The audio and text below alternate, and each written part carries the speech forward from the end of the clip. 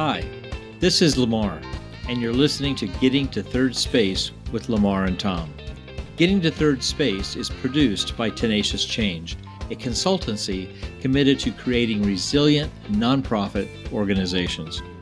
This podcast is available on Spotify, Google Podcasts, iHeartRadio, Amazon Music, and Apple Podcasts. Wherever you listen to Getting to Third Space with Lamar and Tom, be sure to subscribe to hear about new episodes when they become available. Also, be sure to share this podcast with friends, colleagues, and family. The more people join us, the quicker we get to third space as a society. Hey, Lamar, how you doing? I'm doing well. Tom. How about you? Hey, not too bad. Hey, I had the RSV shot today. And I am so well protected. I mean, it's just absolutely amazing. I could probably travel through the universe and not pick up anything at this point in time. Are you saying that there are no more vaccinations you need to get for a while? There are no more vaccinations I need to get for a while until, they decide that it's probably time for another COVID booster. But, I do the annual thing. I get the flu shot, and this year I got the COVID shot, and this year I also got the RSV. So as a guy that really just doesn't like needles, this is quite something for me. Uh-huh. Do you remember the needles they used when we were kids? Oh, yeah. Oh, my God. They were huge. They were horrible. They were just, no wonder I started screaming the minute I went into Dr. DeArmond's office, So I remember in school that they did one year where they gave us the vaccines by a high pressure hose and a gun.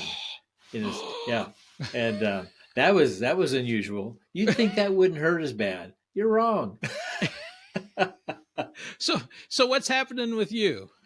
Oh, it's been a busy week, I got to tell you. I'm pretty excited. My other gig that I do right now is photography. Yeah. I do quite a bit of photography. I've done it all my career. In fact, I think I've taken a few pictures for you. You have.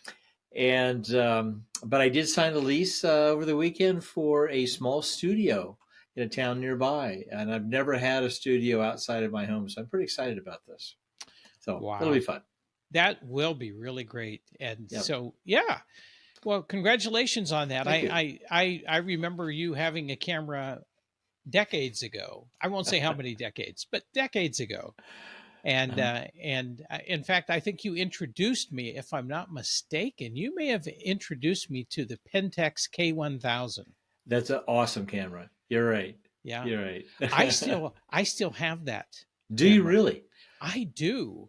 Now, Okay. it needs a little bit of servicing. And strangely enough, there is a Pentax servicing center in Wichita, I discovered. At least there was a few years ago when I was thinking about investing in getting it cleaned up. And then, of course, digital photography happened. Yeah, right. Well, I still shoot some film, and I have a Rolleiflex, a twin reflex. I have that camera you talked about forever, an old Canon FTB. So I still shoot some film on occasion. It's still fun. Wow, very nice, very nice. Yeah. Well, you do some great work. I have to say, and if we think of it, we'll try to drop a few pictures in here that you've done. Maybe of me. I don't know. I like the one in the bow tie at your wedding. So, you like that one? All right. Well, if I think of it, we'll include that in the video version of this. So, all right. Okay. Well, so tell us a little bit about what we're going to be talking about today. So what's been on your mind? Yeah. Thanks, Tom. We're going to continue the conversation that we had last podcast.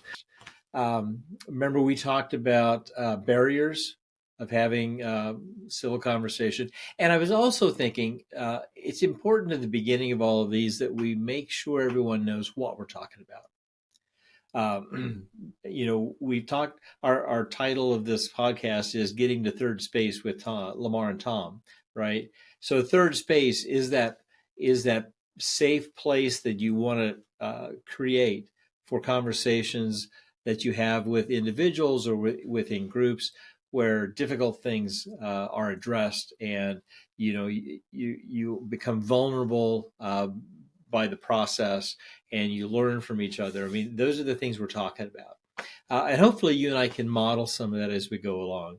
But the last podcast, we talked a lot about the barriers, and where we would like to go today a little bit is dive deeper into some of those kinds of relationship or relational factors that are important in building a good environment and a good process to have a positive positive conversation. In fact, we got some feedback from our last session. We always appreciate feedback, so people please feel free to send us emails. That's listed on the podcast website. But I had feedback from one individual who said, it's really important for that person to make sure that there's trust, that he can trust the person he's going to have a conversation with. In fact, it's almost like I don't have time to have conversations with people about these kinds of difficult things if there isn't trust involved, because it doesn't seem to go anywhere. And so that's one of the things we want to talk about today. Okay. No, I think that sounds really good. And like you, I appreciate that feedback that we're getting from folks. And it's really great to hear from folks. At least we know one or two people are listening out there, right? When we get the feedback. So that's quite nice. Thank you.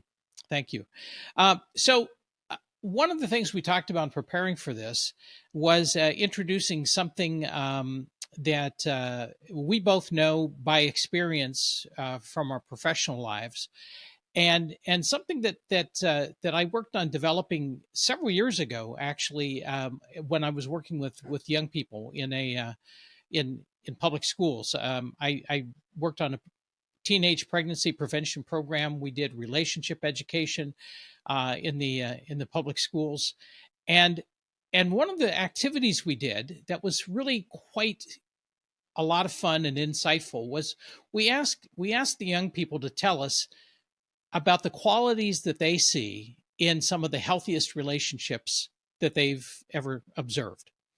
And so my colleagues and I, the kids would start shouting these out. Initially, we'd write them on a chalkboard, or then eventually a whiteboard when things got a little bit more modern, on a whiteboard or even sometimes just a flip chart. And over time, what happened is we got so many different responses from young people. One of my associates who handled a lot of research for us was decided to catalog all the responses we got in that activity, and we got thousands. We had thousands of young people go through the program. We had lots of responses, and then we did an analysis of it to see, was there any responses that really crossed the groups. And what we found was that there were three concepts that really emerged in terms of what young people were recognizing comprised a healthy relationship. And that was that if there was trust in the relationship, if there was respect in the relationship, and if there was honesty, and by that, not just telling the truth, but really integrity in the relationship as well.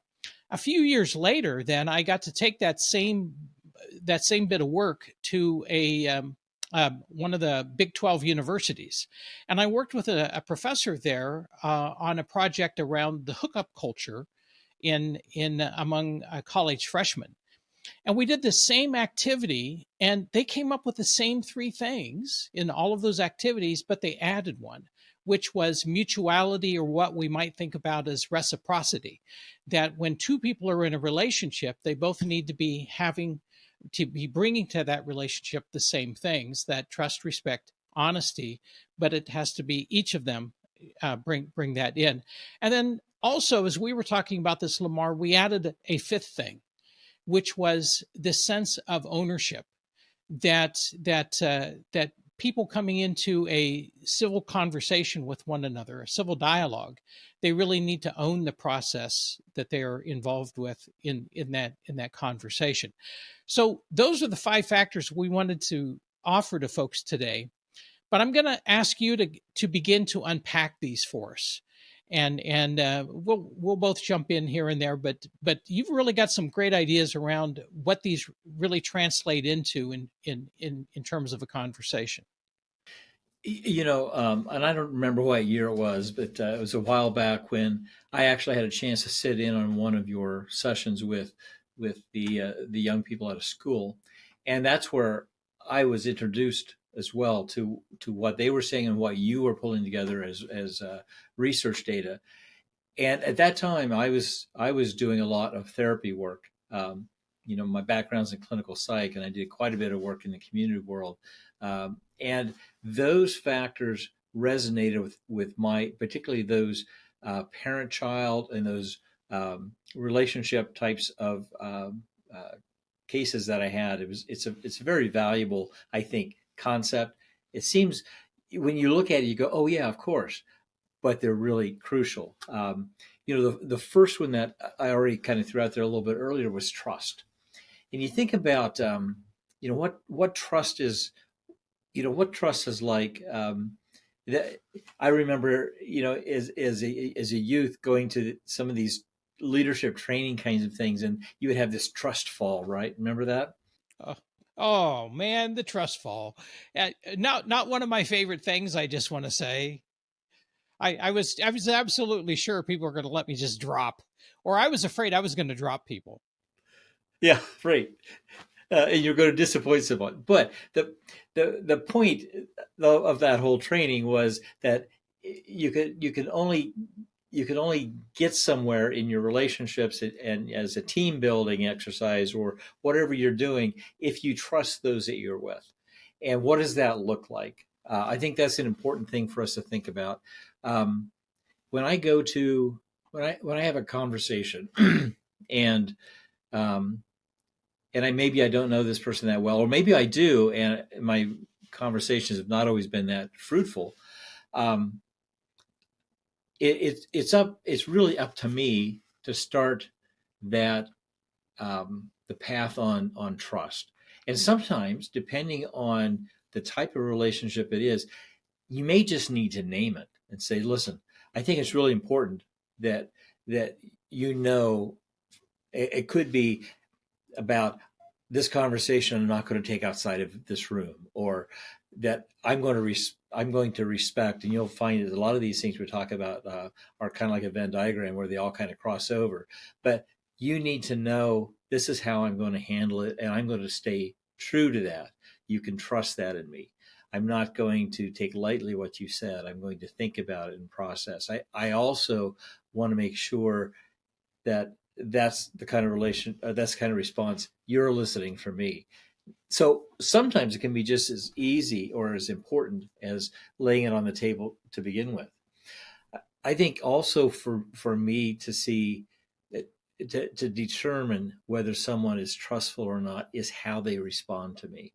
Here's where it's not so much about what gets in the way of relationships. It's more about it is someone consistent in how they are listening or how they're framing what I'm saying. When I say framing, that means taking what I'm saying or reframing, taking what I've said and processing it and coming back with me and saying, okay, I want to make sure I understand, or even though I don't agree, here's what I'm hearing. I mean, that's an important part because I know then that you are taking this seriously and I can trust you with this process.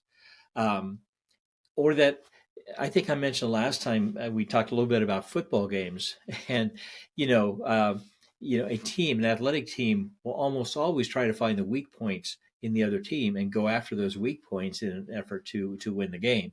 So if one or both of us are entering this conversation with the desire to win the game, to beat the other one, we've already blew our ability to have trust.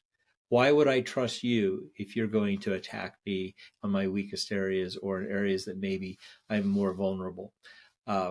So making sure that we're not manipulating people, we're not taking advantage of people by how we approach folks, and by how maybe I listen or choose not to listen. You know what it's like, Tom, when you're talking with somebody and you can tell they're not really processing what you're saying.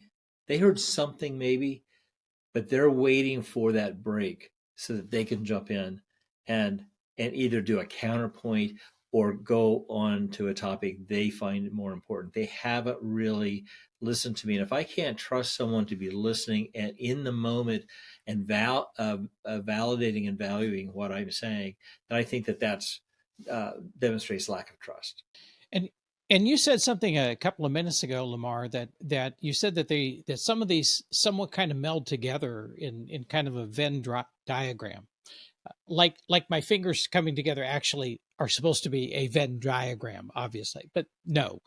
But they do come together, and one of those is this idea of respect. I heard you actually refer to that a couple of times, and so can you say more about respect and how that fits into all of this? You, I think we both know, or all of us know, when we're not respected. Because you get that gut feeling of, okay, um, this this just didn't feel good, you know. But respect is respect has a part of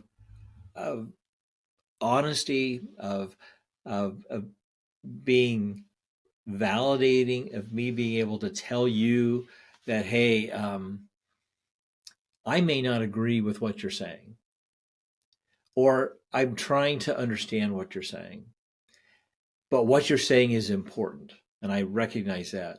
It's really important to you, and it needs to be important to me as I'm trying to process and understand as we work together through this difficult conversation. Um, and we can show that in a lot of different ways. Now, there's all the nonverbal kinds of things that show that we're engaged, right? Whether it's eye contact, whether it's the reframing that I referred to just a little while ago, or whether it's continuing to stay on the topic that that person has been putting out for you to process or to consider, without switching to yours, and making sure we walk. I was in a conversation a couple of weeks ago. I'd invited this person to have coffee. I like coffee conversations, so we had a coffee conversation, um, and and they were asking me some really difficult things. We were talking about some difficult things and some stuff that I'd gone through, with the work that I'd done in the places that I worked before. And then a group of people came in, and I noticed that his attention just went to that group of people, and he kept looking at them and kept looking because he knew them. And pretty soon, I felt like I was talking to myself, but I was talking about things that were really important that I had experienced that this person had asked me about. I suddenly felt that the respect level went way down just because of that action. Now, I could have said something snarky at that point, and that wasn't going to be helpful at all, right? Like, hey, I'm over here, or maybe we should wrap this up. But I think it didn't nullify the whole conversation, but it really was a negative, had a negative impact. As we were talking in preparation for this, we were also talking about this concept of validation as it relates to respect. And it seems like in that situation and in other situations that we may be in, the connection between respect and validation is very, very tight. That if you are feeling disrespected in the moment, or if you are disrespecting the other person that you're speaking to, then it also has the effect of invalidating what it is that what they are trying to say or what you are trying to say. Or at least it may not actually be invalidating it, but it really feels that way. When you are in a conversation, Tom, what are the things that happen, or what goes on in a conversation that you can point to saying that was validating for me? I think it's really about attention and and about not interrupting. That I am a talker. I'm a person who processes by talking, and so for me, it's really important to hear what I'm saying kind of come out of my mouth and rattle around out in outer space there, for me to begin to make sense of it. And not everybody is like that. And some people very close to me, in fact, are not like that. And so their tendency might be to jump into the conversation that I'm having with myself, so to speak, before I'm really ready for them to jump into that conversation. So I do have to meander just a little bit, and I need a little bit of that space to do that.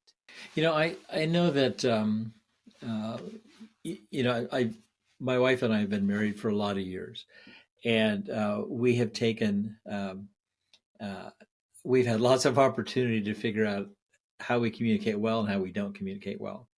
Um, and, we, and we don't have it necessarily 100% figured out, that's for sure. But um, there are things that we've learned about how each of us processes that I think is important too. Um, and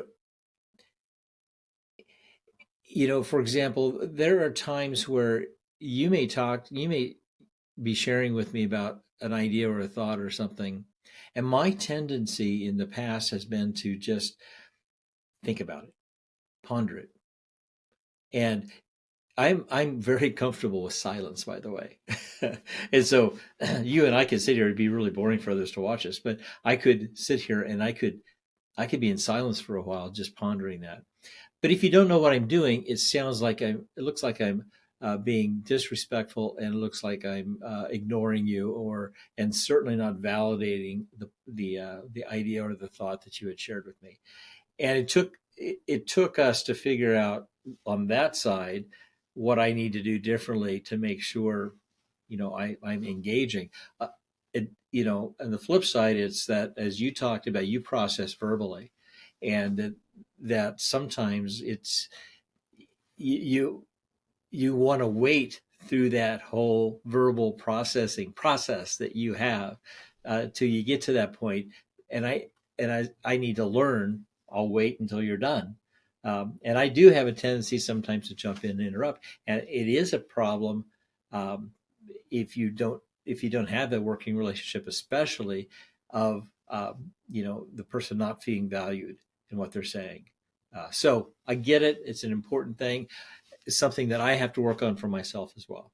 Well, here's the good news, though, Lamar, is that in this podcast, you can just kind of sit there and ponder, and I'll fill up the space. I mean, I'll just do my open processing, right? Right, So right. it works just fine. Or when you edit this thing, you just cut it out, right? Yeah, absolutely. Yeah. Oh, I love it. I just shorten your pondering down a little bit. But all of this talks about our next factor, really, and that's honesty. Um, you know, on how do I know that someone is being honest with me, and what does that look like? In fact, what we're trying to do is get a sense of what these factors all look like. And if someone is not being honest with me, or I don't feel that honesty is right, very being extended, then my trust level goes down. Um, and even maybe my respect. So you see how all these interplay. If you think about them more as foundational, various points of a foundation, when one point of that foundation changes, it impacts the rest of the points of the foundation. So if honesty is something that I'm questioning, it's going to impact my ability to trust you as a person and as a person involved in the conversation. And it's, and I don't know if you remember this from the presentation that you saw me do many, many years ago. I roughly have an idea when that was, but it was like a very long time ago. Uh, but one of the things that we used to do with the young people that we worked with when we tied this all together was to say, when you look at trust, respect, and honesty, there's only one of those that you have any control over, and that's honesty. You can choose how honest you're going to be, or whether you're going to be a person of integrity with the other person. You can't make them trust you. You can't make them respect you. All you can do is earn that through your interaction with them. And so that's the value of really, really understanding that you have, the only thing you really have any control over is that sense of, are you being honest? Are you being a person of integrity with them? And something you said too, Lamar, how do we know when the person is being honest with us? And I think that is one of the hardest things to tell when it's just one-on-one with people. And particularly if you haven't interacted with that person on a regular basis. And so I'm almost inclined to think that you can't always tell in a conversation if somebody is really being honest with you. You almost need to know who they are outside of that conversation, and have they interacted with the world around them in a way that is honest and with integrity.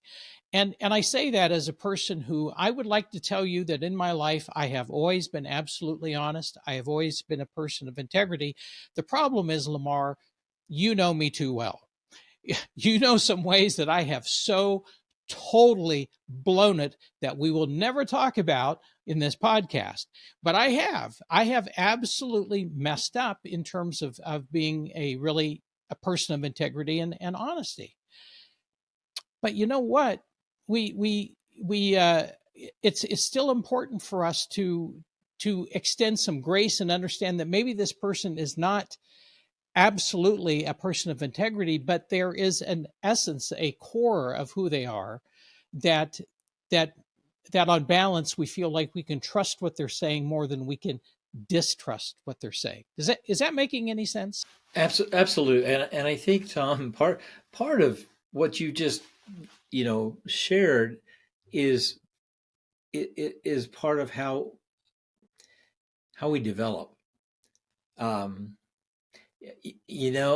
I've had places that I worked before in the most places you wouldn't think this would be a problem, where honesty was really, it was hard to find, and it was hard to be honest, because oftentimes if you were honest, you got yourself into a mess, or you got yourself into a corner that was very uncomfortable. I mean, it's too bad to say that, but it was. um, I've also, and I would say in my last 11 years of work, found an opportunity to work at places where I could be as totally honest about things that I've said, things that I've done, and things that decisions that were made, regardless of whether people like them all the time or not. At least I could say this is what I did, and I didn't feel bad about it. So I think some of it has to do with the environment. I think some of it has to do with us maturing and feeling confident that we're okay to make mistakes. You know, gosh, the mistakes that I've made over my career and things I wish I could do differently. Those, if I don't admit to those, to be honest with you, if I don't admit to those, I haven't learned anything. And so back to what honesty is about in these conversations. That's an important piece. There's another side to that part of honesty, and that is that you're not using your your conversation or your interaction as a way to manipulate. And it's really possible, easy to do. Um, for example, taking half truths, or using only part of data to influence your conversation. And you know, you know, both of us come from research background in our lives, and to how you can use research multiple different ways, but to be able, when you see research being used honestly, saying here's what we know, here's what we weren't able to determine, rather than saying, well, we found the one thing we were looking for, so therefore it must be true. It's all true because we found the one thing. And I so much appreciate, it's a breath of fresh air when you listen to people and you have conversation with people saying, here's what I think I know and why I think I know it. But I'm open to hearing more. Well, and something you said just made me think of this, that you can also use honesty as an opportunity to bludgeon somebody. And so I'm thinking back to this comedy routine that I saw Craig Ferguson, who's a British comic, do a few years ago. And it was one of the funniest segments in a comedy routine I think I've ever seen. He poses this situation of, let's say somebody walks up to you and they're wearing this outfit that is just so absolutely atrocious, and they say to you, how do you like my new outfit? What does it do for me? Right. And he talks about this process that he goes through immediately in those kinds of situations. And he asked himself these three questions: does this need to be said? Does this need to be said now? And does this need to be said by me now? And sometimes in those moments of in conversation with somebody that can be kind of challenging, we may be really tempted to stray off into things that we don't need to say in that moment, and that don't really need to be discussed. And so as funny as his routine is, I find myself going back to those three questions all the time when I'm in those kinds of conversations. Am I the person to say this? Does it need to be said now? And does it really even need to be said? Maybe not. On kind of a different level, I find people are wanting to compliment if they're in those situations as much as they can, because it's easy.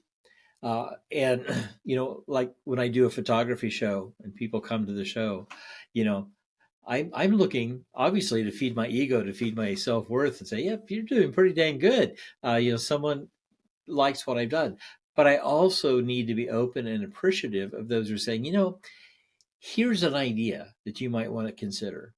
Here's something you might want to do differently, or here's how you might want to present this particular photo differently.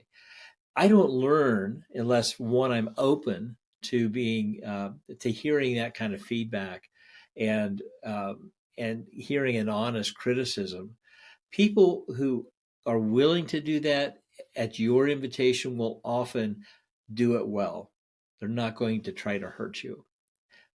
But to me, and that's just kind of a non-weighty kind of a thing. But in a conversation with someone, I think it's important to be able to be honest without taking an opportunity to put them down or to hurt them.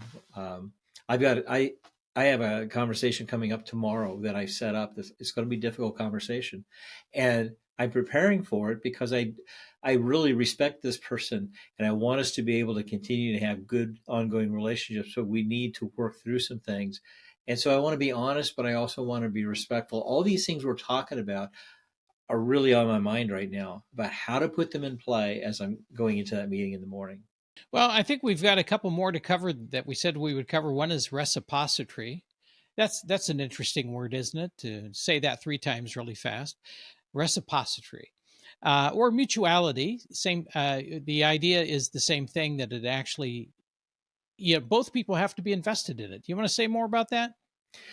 Well, you know, I think about this story you told a couple of podcasts ago about a group that was working on a project, and a politician comes in and says, "Hey, this is the deal. It's got to be done this way," and then walks out and just realizes, maybe didn't realize, kind of the nest that he had kind of stirred up.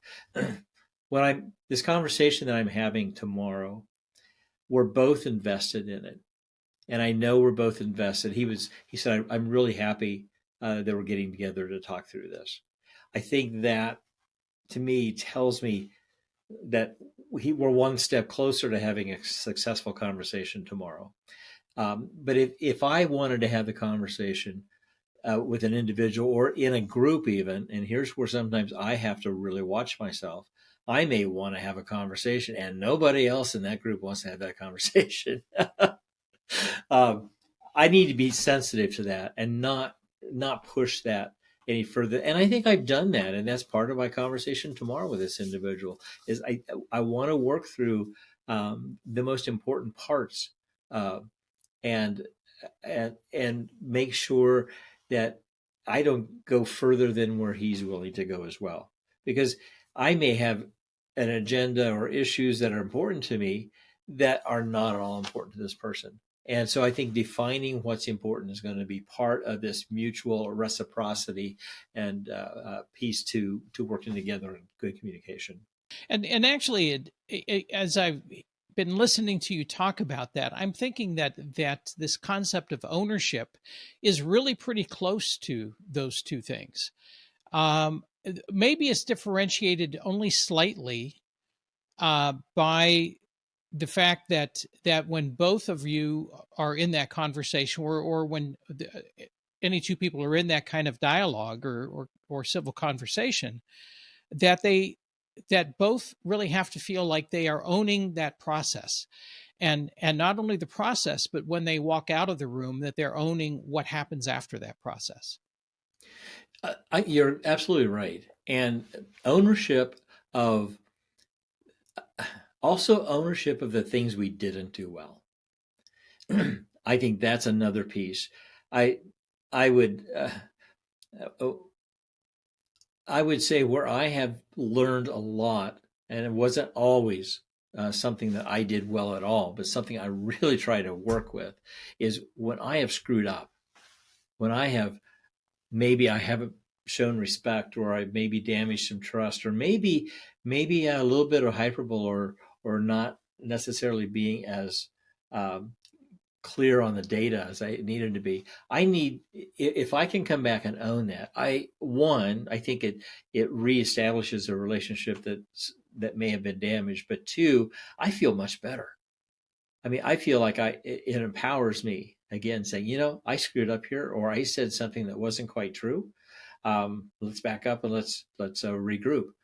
But owning that part of our involvement and part of the conversation is important.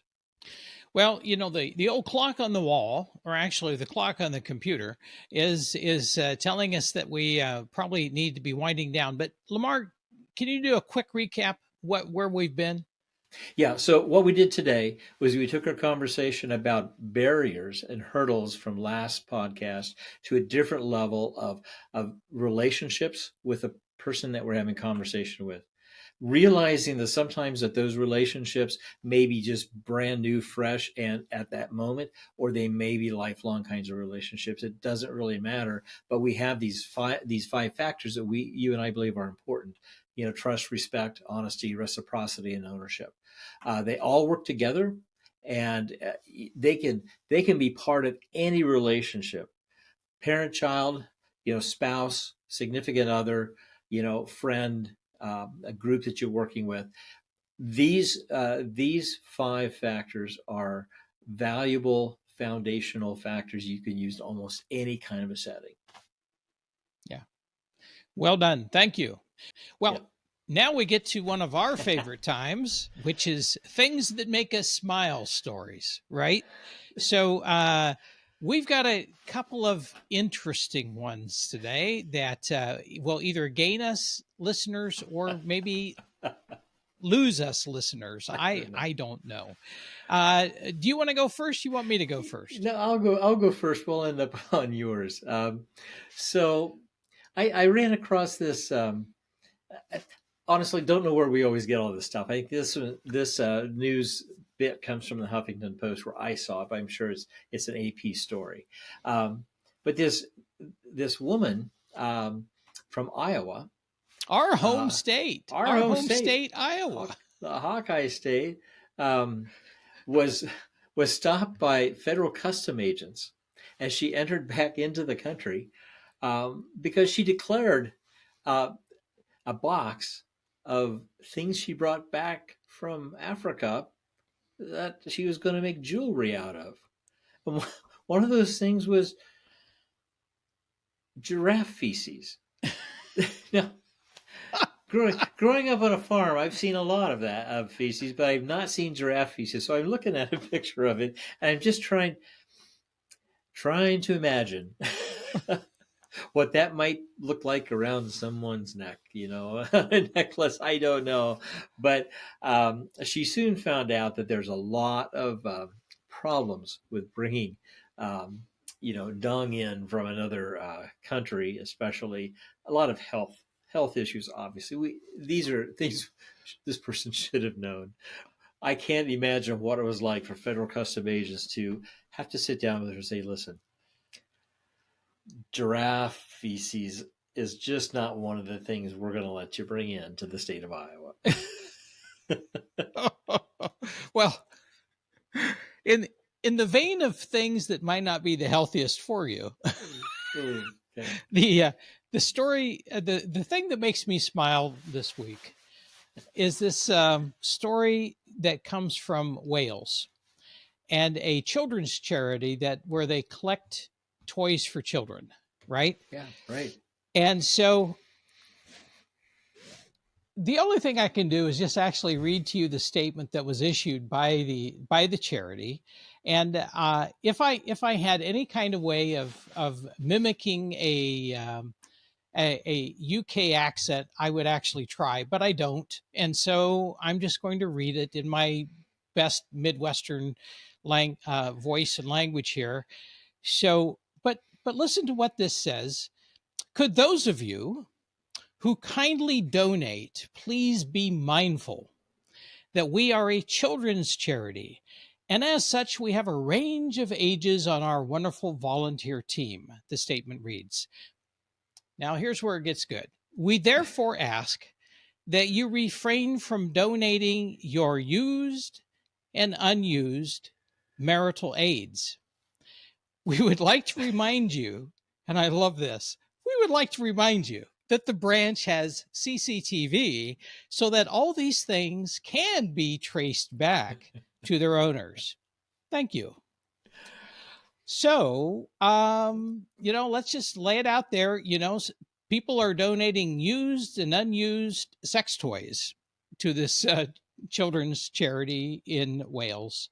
And it was just, between that and the giraffe doo-doo, it just, you talk about two potential health risks. I just don't think we need to even explain much more. No, I don't think so. It's just kind of like all out there this week in terms of the things that make us smile. So, well, I guess we've come to that time. We're going to wind this down. We're anticipating that we are going to have a guest on our next podcast. We won't say much more about it just in case schedules change, because this person lives in a pretty fast-paced world, and things can change, and we're scheduled right now, but things could happen.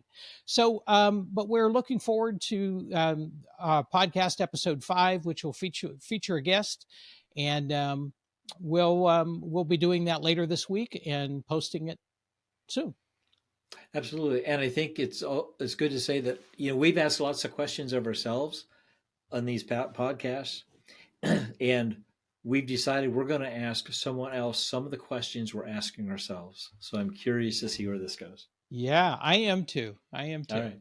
Okay, Lamar, I guess that's it for today. See you in a couple days. All right. Take care, man. All right. Bye. Bye. Tom here.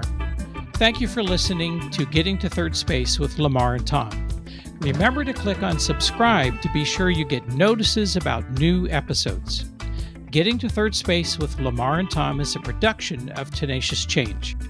Opinions and ideas expressed in this podcast are solely those of Lamar, Roth, and Tom Klaus. And we'd like to hear your opinions and ideas too. You can leave us a voice message on Spotify or you can email us at the addresses found in the show notes. Also, in the show notes, you can find links to some of the things we talked about today so you can check them out for yourself. Until next time, keep moving toward third space.